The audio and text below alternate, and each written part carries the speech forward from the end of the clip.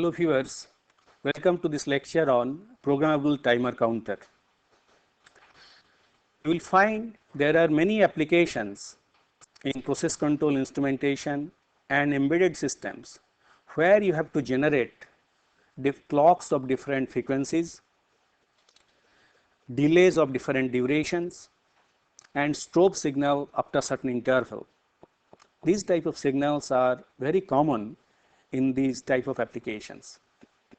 And in this lecture, we shall discuss how these signals can be generated by using different techniques, software based, hardware based, and then some combined approach. And we shall see how a programmable timer counter device can be used very efficiently for this purpose. First, let us consider the software based approach, where we shall be using a port line connected to the microprocessor. Here is your microprocessor. Microprocessor is connected to a programmable I/O chip. Let it be 8255, and it is connected to the system bus. And how this interfacing can be done is known to you. And as you know, 8255 has a number of port lines. Now, suppose you want to generate a clock on PA0 port line of 8255. What you can do? You can configure port A in the output direction, then you can generate you can make it high, then generate a delay of some duration, then you can make it low, then generate delay of duration, say this is T1, let this duration be T2, and then you repeat this duration T1 delay. In a loop you can go. So this for this duration T1 you then make the line high, for this delay duration T2 you make it low. So in this way you keep on generating in a loop. With the help of two delay routines you can generate a clock having time period T is equal to T1 plus T2, where T1 is the delay duration when this output is made high, and T2 is the delay duration when this output is made low. And you know how these delay routines can be written to generate, for a particular time period. So this is how you can generate a clock. In a similar manner, another port line can be used, say PA1, to generate a delay of duration T. So you make the say PA1 port A, you configure it in the output direction, make this line high initially, then you make it low, then you generate a delay of duration T, and after T you make the port line high. This you can do with the help of a program. So this is how you can generate a delay of duration T, and after this duration this line can be used for various purpose, say to generate an interrupt or various other purpose. Similarly, you can make use of, say, port C0 line to generate a strobe signal after some duration. So this type of clock generation, delay generation, strobe signal generation can be done by programming with the help of some port line. However, it has some limitations. Let us try to understand what are the limitations. First one is the microprocessor remains busy whenever it is doing this kind of delay generations. What it is doing? It is running a program in a loop. Obviously, it is kept busy for this mundane job of generating only a clock. It cannot do anything else. Similarly, whenever it generates this delay period, the microprocessor also remains busy. And so, apart from microprocessor remaining busy, there is another limitation. You can generate only one signal at a time. You cannot generate three such signals at a time. That may be required in some applications. You may have to generate clock, you may have to generate delay simultaneously. Obviously, this cannot be done. So although this is flexible, You can implement everything by program, but because of these two limitations, this particular mode is not very popular or widely used. So, the next approach is to use purely hardware based approach. A purely hardware based approach can be implemented by using suitable device like 555 timer. This is a 8-pin integrated circuit chip. It is very versatile, but since it is hardware based, all the functionality has to be implemented by suitable interconnection, hardware interconnection. Just to give some idea about how you can implement a clock generator or a delay generator, let me explain briefly the operation of this very popular chip. You have got two comparators. As you know, in case of a comparator, inputs are analog in nature, may be analog in nature, and output is digital. And for a comparator, when the positive input is higher than the negative input, then output becomes 1. So is true for the lower comparator. And to positive input of the lower comparator and the negative input of the higher upper comparator, there are 3 resistors, 5 kilo ohm resistors, which are precision resistors, laser trimmed, very accurate. And as a result, if you apply a voltage VCC here, then you will get 2/3 VCC voltage here and 1/3 VCC voltage here by simple Ohm's law. And these comparators are driving a SR flip flop, set reset flip flop, and the S input is connected to upper comparator, R input is connected to the lower comparator, and the output of the flip flop is available here, Q and Q bar. Q bar is available as output. However, Q is used to drive another transistor through a resistor, and this transistor output is designated as discharge. So you see different names are given based on the use of these various pins. This 6 is known as threshold pin, 5 is known as control pin, 2 is known as trigger pin, 4 is known as reset pin, which with the help of which this flip flop can be resetted. 3 is output pin, where output can be obtained, taken, from where output can be taken, and this output is discharge pin. You will see this, you will use this transistor to discharge capacitors. So let's see how this popular 555 chip can be used to generate clock. The operation is known as astable operation. You may have known, you may be aware of the astable multivibrator, which is used to generate clock. Here, this 555 timer is used to generate clock. The way the interconnection is done is shown here. Here you see we have used 4 additional components, 2 external resistor RA and RB, and a capacitor C, and another small value of capacitor, say 0.01 microfarad. And let's see how it operates. As it is shown here in this diagram, the pin number 7, which is the discharge pin, is connected to the junction of these 2 resistors, and 2 and 6, this comparator pins are tied together and connected to the junction of this capacitor and resistor, and the 3 is available as output. Let's see how it operates. Initially, when the power is turned on, this capacitor was in discharge condition, and so since it is in discharge condition, what will happen? Since this value is 0, you see the capacitor input is available here. Since this is 0 and this voltage is higher, obviously this output will be 1, and this will reset this flip flop. This will reset mean here you will get 1. Reset means this will be 0, this will be 1. So this transistor is off. So you will get 1 at the output 3, but as the charge on this, as the capacitor charges through RA and RB, it reaches initially VCC by 3 and then 2 VCC by 3.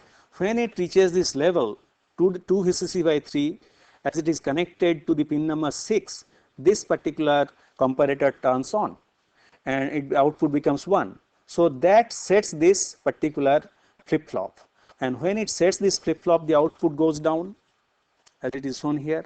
And not only the output goes down, this line becomes 1, and which makes this transistor on. This transistor on means that this transistor is now on, and as you can see, this is connected to this point.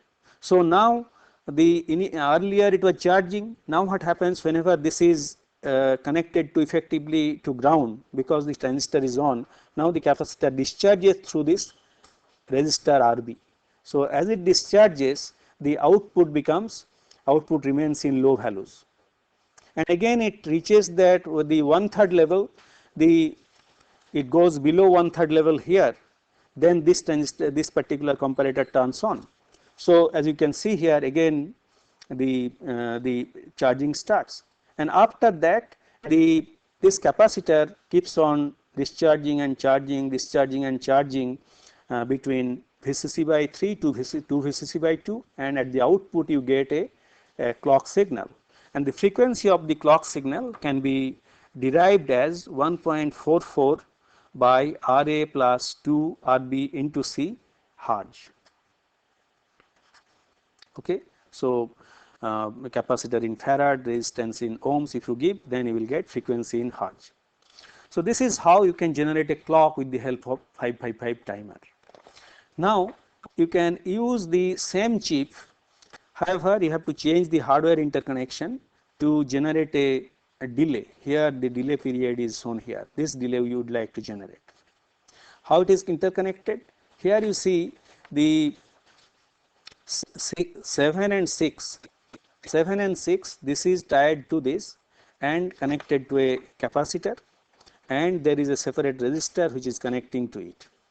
Now whenever and there is a input trigger, 2 is acting as a trigger input.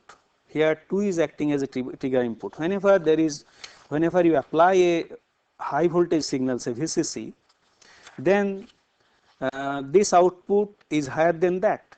This output is higher than that means what will be the situation here? Initially this is Vcc and this is low. So output is 0, and as output is 0,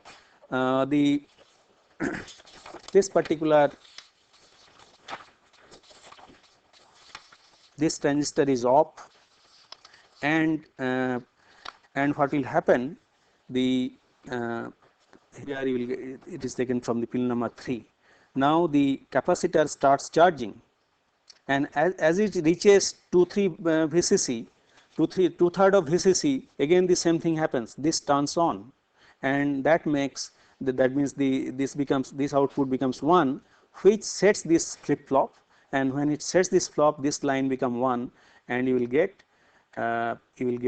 this transistor turns on and discharges the capacitor, and it remains in that state until another strobe comes. So it is driven by this trigger. As a trigger comes, as it happens in case of monostable multivibrator, after that trigger point, this edge, it will generate a delay of duration t, where t is equal to 1.2 RCC. So you see, in this case, using the 555 timer, you can generate clock, you can generate delay of some duration in the monostable mode, but you have to change the interconnection.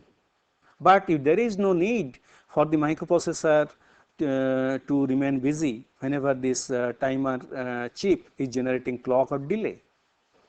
So this has some advantage, but the disadvantage, the operation can be controlled only by changing the hardware interconnection. So if you want to change the frequency, you have to change the value of the resistors or capacitors, or if you want to change the delay of duration, then you have to change the value of this capacitor or resistor. Everything has to be done by changing these capacitors and resistors that you are connecting. And on the other hand, in software case, we have seen that it is very flexible, but the microprocessor remains busy. So can we achieve best of both the worlds? The advantage of both hardware based approach as well as software based approach. That means we should have the flexibility of programming, By programming, you can change the configuration, the operation of the circuit. At the same time, the microprocessor will not remain busy for doing this mundane job, and that can be done with the help of some special IC, and which is essentially a combined approach. You can say it is combined approach. In this combined approach, what you do, we make use of a special programmable device known as 8253 timer counter chip, and this can be interfaced to the microprocessor the usual way. This goes to the system bus of the microprocessor. You can see these lines will go, and you have to use some decoder circuit to generate this particular chip select signal. Otherwise, these signals will directly come from the microprocessor, as you already know. The data lines, read, write, A0, A1, and only the chip select has to be generated with the help of some other address lines and the IOM line. And that's how you can map various registers inside the 8253 programmable timer counter chip. Let us see what is inside this programmable timer counter chip. The internal block diagram is not much different from any other programmable device. It has got a data bus buffer where the tri-state buffers are there. Then there is a read write logic which controls several registers inside the chip. You have got only 4 registers. One is control word register, which is very vital, and by programming this you can configure the mode of operation, and you have 3 16-bit registers which can be used as counters, and these counters can be used to generate clocks, delays, and various other things. Let's see how it can be done, and to do that you have to understand how these registers can be accessed. This diagram shows how the registers can be accessed and what are the different formats for mode control register. Obviously, for accessing the registers, the chip select line has to be 0, and depending on the values of on A0 and A1 which are connected here, A0 and A1, you may connect A8, A9 as well, because these are mapped on the IO address space. Both A0 and A8 has the same value. Now, whenever chip select is 0, A1 is A0 is 0 and A1 is 0, it accesses the counter register, counter 0. That means the counter 0 is accessed. You may be wondering how a 16-bit register can be accessed with the help of a single address. We shall see some trick is used here. Using the same address, you can access both the lower order byte and higher order byte of this counter 0. And whenever it is 0, 1, then counter 1 is accessed. Whenever it is 1, 0, then counter 2 is accessed, and whenever it is 1, 1, these two bits are 1, 1, A0 and A1, then you access that control register or mode control register. And of course, whenever the chip select line is high, you cannot access none of the registers. And this is these are the different bits of the mode control registers, D0 to D7. It is a 8-bit register, and these are the various bits shown here. The least significant bit is known as BCD. BCD stands for binary coded decimal, and depending on the value that you write on this bit, the count value can be given either in binary or in BCD. So, you have the choice of using these counters to operate in binary mode or in BCD mode. That means they can work as binary counter or as as decade counter. That means BCD counter, decade counter, as you know, divide by 10 counter. So, this bit does that, and then M0, M1 and M2, that means D0, D1 and D3, these bits are used to set the modes. So you can see here there are 6 different modes of operations. If these bits are 0, 0, 0, then mode 0, 0, 0, 1, mode 1. Then if these two bits are 0, 1, irrespective of this bit, it is mode 2. Then you get mode 3 for X, don't care, 1, 1, and 1, 0, 0, mode 4, and 1, 0, 1, mode 5. So you have got 6 different modes, and in 6 different modes, the each of these sections can be operated in different ways. So you see, you have got 3 different counters. Each of them can be operated in 3 different ways, and each section is provided with 3 lines. One is clock input line, another is gate input line, another is output line. So this is clock 0, gate 0, out 0, clock 1, gate 1 and out 1. So all the 3 are independent, clock 2, gate 2 and out 2. So using these lines and the counter register, different operations can be performed and in different modes that we shall see in detail. And then as I was telling that you have got 16-bit register, they can be, you are using the same address to access both the bytes, lower order byte and higher order byte. How it is done is explained with the help of these 2 bits. So these 2 bits, 0, 0 is used for a special operation known as counter latch, by the help of which you can read the content of the registers, these counters, on the fly when it is being decremented or incremented. So on the fly reading and reading is possible whenever these 2 bits are 0, 0. These counter latch bits are 0, 0. And whenever it is these 2 bits are 0, 1, then you can access the MSB.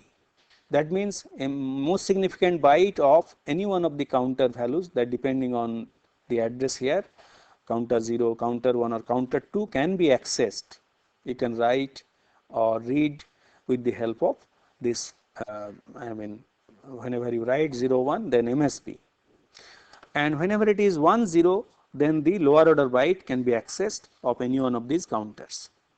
Similarly, if you want to access LSB followed by MSB, first lower order byte, then higher order byte, most significant byte, then you will write 1, 1. So you see, you can access either the lower order byte of any of these registers, higher order byte of any of these registers, or you can access lower order byte followed by higher order byte.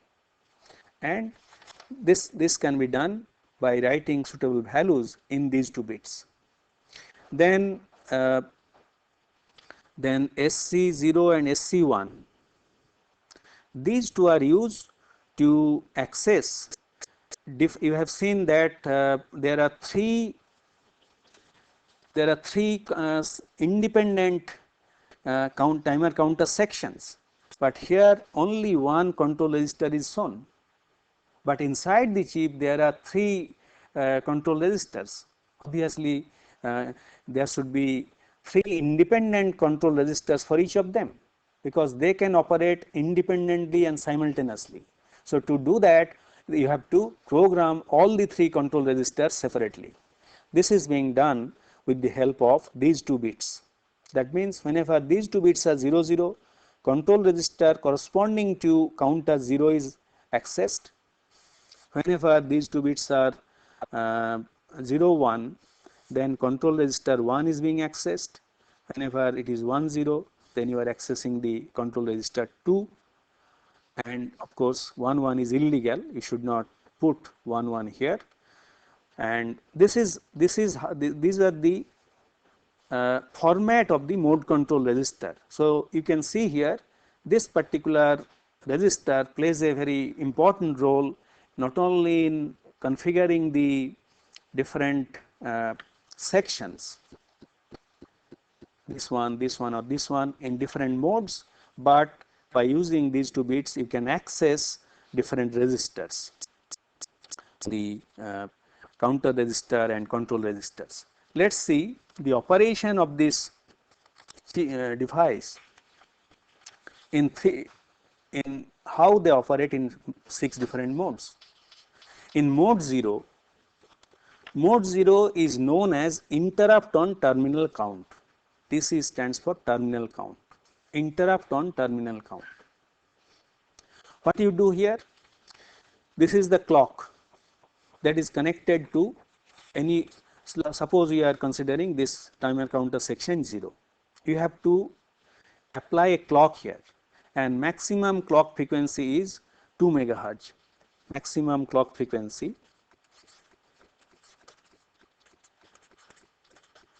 is 2 megahertz.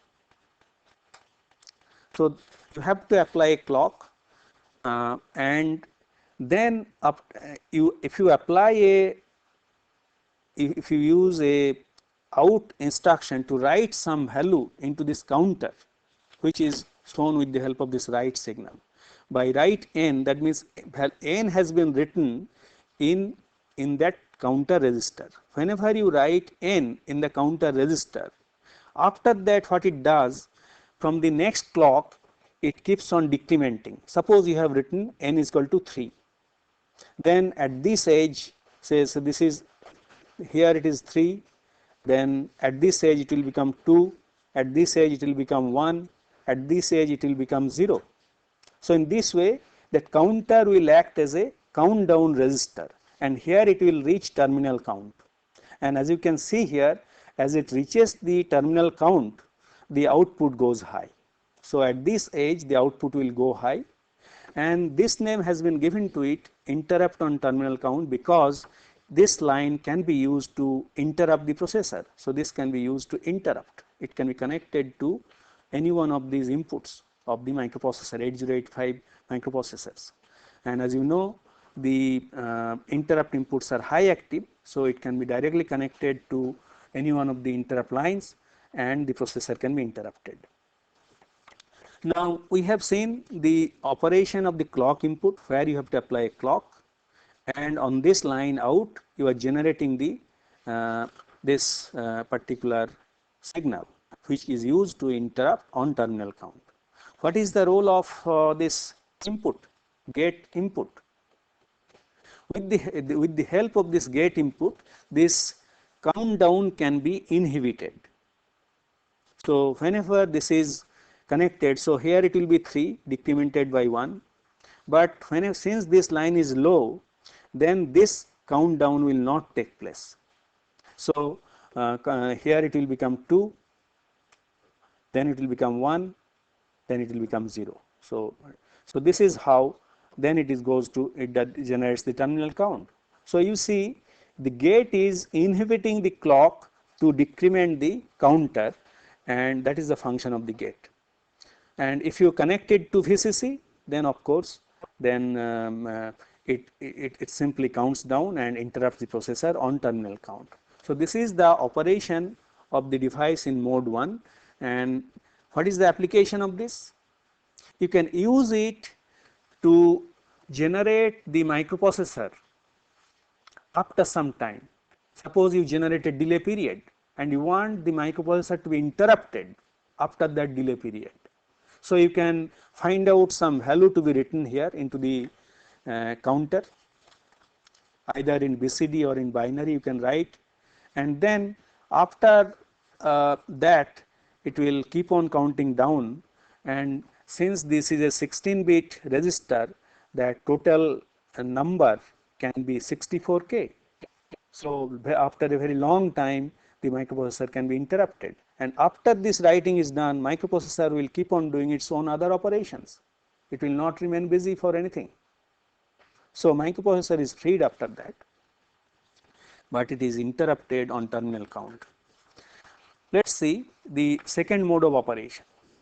In the second mode of operation, it is known as hardware retriggerable one shot.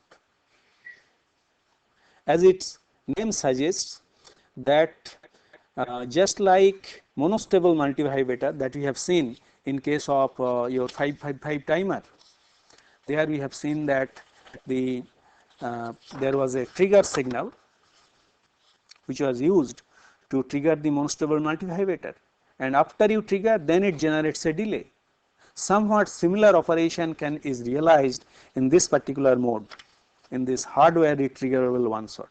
Let us see how it is being done. As usual, you have to apply a clock to the clock input, then you apply a trigger signal, and after you apply a trigger signal, let us assume the value that you have written n is equal to, this is for n is equal to 3. And after this trigger comes, it will start counting down 3, 2, 1 and 0. And after it reaches terminal count, the output goes high. So, as you can see here, the operation is same as this one. It generates a delay.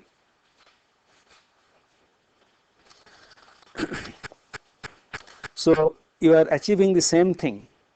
Now, suppose after this first trigger was generated, it goes down and again another trigger comes. It is being triggered at this low to high edge.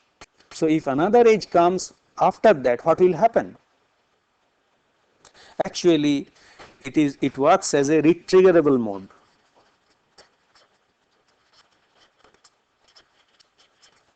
What is retriggerable mode? At this edge again this value becomes 0. So, it was 3, 2, again it starts counting down from 3. This gets retriggered. So, 3, 2, 1 and 0, then it goes high. So, you see it can, if another trigger comes, again it will start afresh. The same thing is also done here. I mean, in hardware operation, it can be retriggered and again delay will be increased. Anyway, let us consider the 8253 timer counter. So, here it acts as a hardware retriggerable one shot. That is the, and how the retriggering occurs, that is explained here. And the trigger input, where do you get the trigger input? That gate acts as a trigger input. So, gate line is being used as the trigger input. You are applying clock here and you get the output from any one of them. I am showing for this section, it is all the three can be programmed for any one of these modes. This is mode 1. Then comes the mode 2. In mode 2, it acts as a rate generator. What do you mean by rate generator? If you write n, then it keeps on generating a strobe for every 3 clock periods. For example, here you have written n is equal to 3. Then as you can see here, this is 3, 2, 1 and 0. So, for this 0th clock pulse, it goes low and again 3, 2, 1 and 0. So, this is a rate generator. You are generating, and this will keep on generating a strobe, a pulse of duration 1 clock period when the countdown occurs for the 0th value. And again the resistor is being reloaded with the same value internally. You do not have to do it yourself. Automatically the n value of n is reloaded and again it is counting down, and whenever it reaches 0, another strobe signal is generated. So, it goes on this way, and this is the rate generation. Then you may be asking, what is the role of this gate input? This gate input can be used to reset. Here the function is known as reset. What it does, whenever this line is low, again you can see here it gets resetted 3, 2, 1 and 0. Maybe it was say 0, 3, 2, it started decrementing. This is 3 and 2, but again it starts afresh 3, 2, 1, 0 and again 3, 2, 1, 0 and so on, it will continue. So, with the help of the reset, the count value can be resetted to start afresh, and after that rate generation will start. So, that is the role of the reset signal, and the gate input can be used to function as the reset signal in this particular mode. This is your mode 2. Mode 3 is simple square wave generation, as you have done in case of your astable multivibrator. Here you write some value n. N can be odd or n can be even. Whenever n is odd, then suppose n plus 1 by 2, for that duration it remains high, that output will remain high, and n minus 1 by 2 duration it remains low. So this is the in case of odd. In case of even, of course, this is n by 2, it remains high. That means you will get a square wave whenever the value of n that you write is even, or and again for n minus n by 2 duration it remains low. So that is explained in this diagram. Here I have written n is equal to 3, let us assume. Since n is equal to 3, it remains high for 3 plus 1 by 2, 2 clock periods. So this is one and this is another one. So 2 clock period, and it remains low for n by 1 by 2, that means 1 clock period. So you see it is not a square wave but a rectangular wave.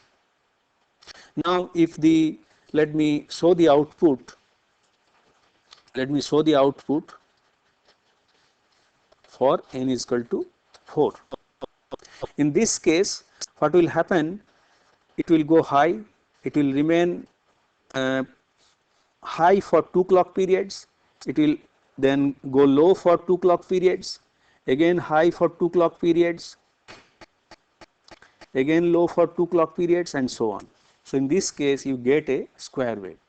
So depending on the value of n, odd or even, you are able to generate a rectangular wave or a square wave, but of course the difference in period is only of 1 clock period. Whenever the value of n is large, then this difference will not be noticeable. Suppose that value of n is 1000 or 5000, then one will be 5001, another will be 5000, I mean 2001, and another will be 2000, like that. So this may not be noticeable when this value is large, but otherwise this is how odd and even number is taken care of in this square wave generated mode. Now let us consider the software triggered strobe mode.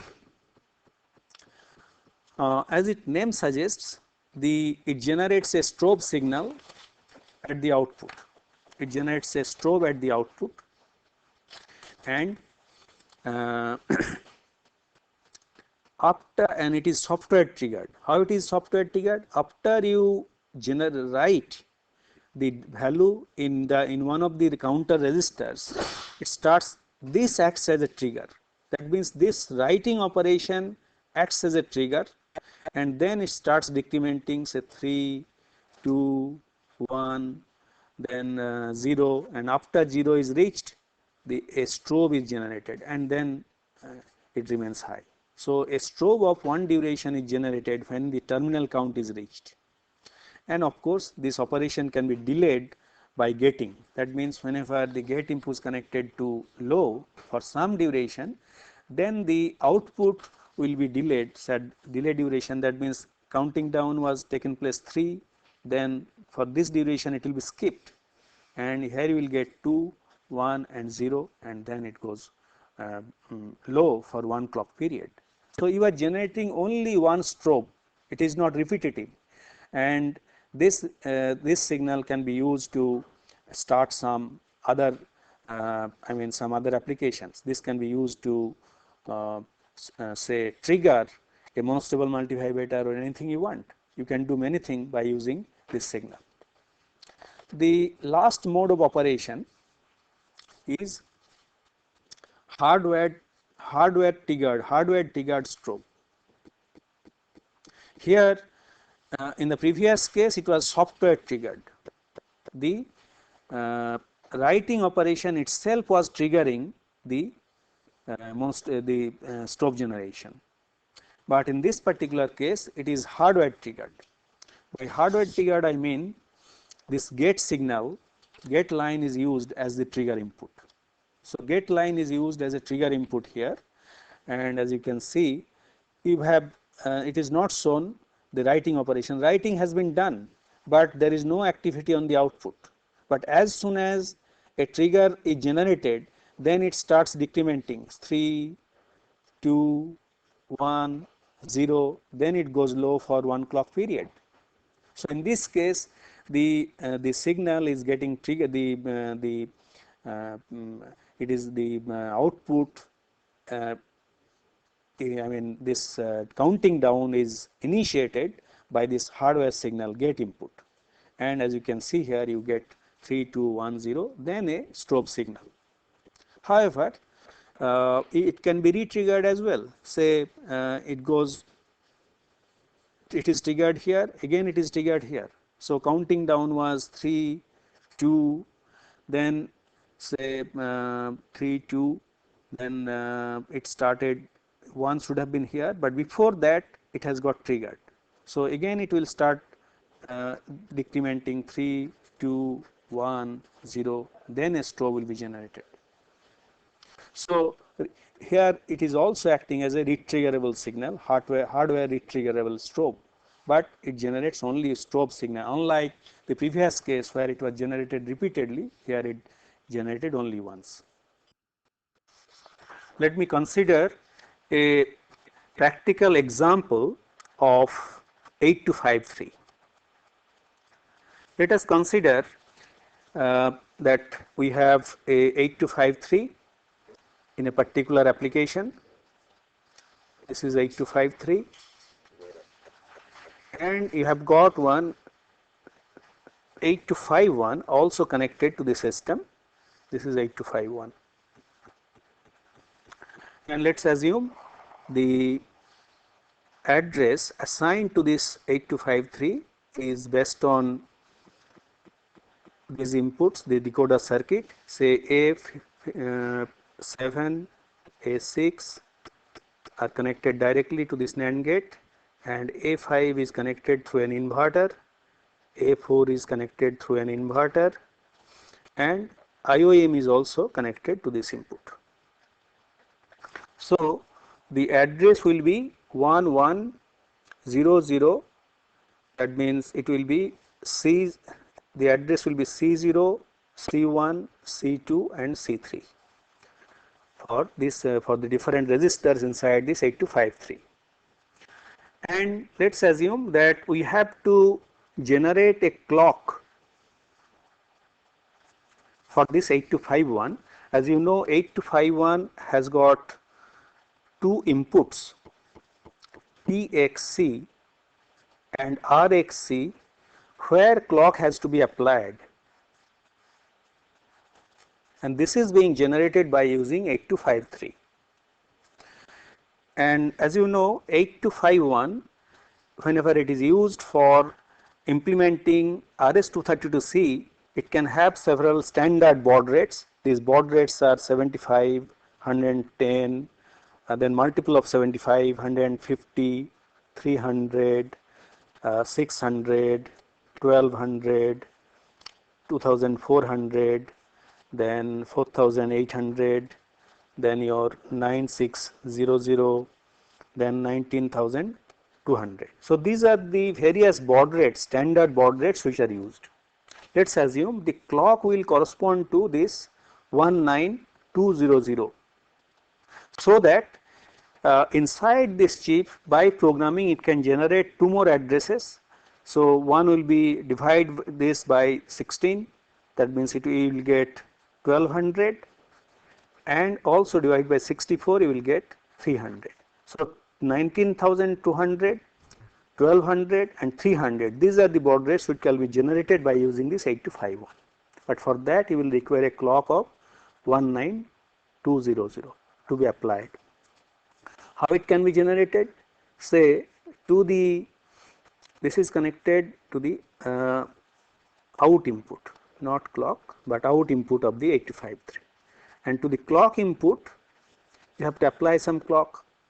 This clock can come from the clock output of the microprocessor, And as you know, the clock output of the microprocessor has a clock frequency of 3.072 megahertz.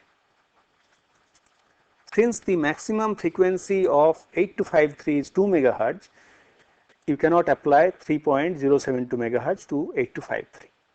So you have to divide it by 2 to get 1.536 megahertz to be applied to the clock. Let's assume the gate input is connected. This is the gate input is connected to VCC. Now, by programming, you have to generate 19,200 clock frequency, and that has to go to this TXC input. How it can be done? You can program this 8253 in mode 3, as I have already explained. Mode 3 corresponds to square wave generator, and for square wave generator, if you program in mode 3, it will continue to generate clock in this fashion once the chip is initialized. And to do that, you have to program in mode 3. Let's see how it can be done. For that, first of all, you have to initialize the control register with some code. Let us see what code has to be written there. This is the control word format of 8253. This bit has to be 0 if we want binary. If this bit has to be 1 if we want BCD. Let's assume that the counter has to be BCD divider, binary BCD counter. So we shall make this bit 1. The mode will be mode 3. So let's assume it is 0, 1, 1 and 1. So the last 4 bit will be 7, 1, 1, 1 and 0, 7. Here you want to load the LSB followed by MSB. So this will be 1, 1, and in this case here, since you are using the control register, it will be 0, 0. So the code that you have to write is 0, 0, 1, 1, 0, 1, 1, 1, 1. That means the code is 0, 0, 0, 1, 1, then 0, 1, 1, 1. What is the value? MVI A37. This is 37. That you have to write into the accumulator. Then you have to output it to the control register. What is the address of the control register? Control register address, as we have found out, the various 4 registers. This is for register counter register 0, counter register 1, counter register 2, and this is for the control register. So the address will be out 3C. Sorry. C3. So C3 will be the address of the control register, and it is configured in mode 3, and it generates the continue to generate the clock, provided we initialize the control register. So to initialize the control register, what you have to do? In the most significant, first we have to write data into the least significant byte, followed by most significant byte. So in this case, what value you have to write? You have to generate 19,200 from 1.536 megahertz. So what is the value? 1.536 into 10 to the power 6 divided by 19200. This is exactly equal to 80 in BCD. So you have to write 80 into the control register. So first you have to write the least significant byte. So MVI A80H, that has to go to the control register 0. So it will go to the out C0. Then the another byte you have to write, the most significant byte, because this code corresponds to LSB followed by MSB. So you have to write MVI A00H followed by out C0. So once this writing is over, here you will get a clock, continuous clock of 19,200 generated. and apply it to this 825551 serial port chip.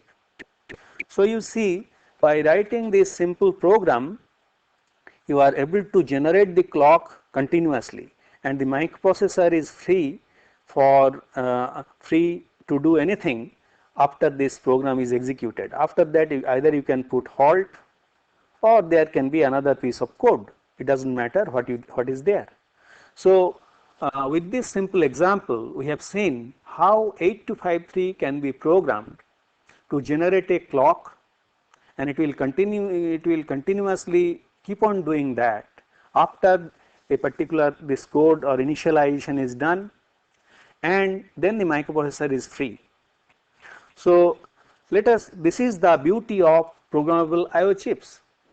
With the help of the programmable IO chips, we have seen that once the initialization is done, it keeps on doing the corresponding task independently without the intervention of the microprocessors.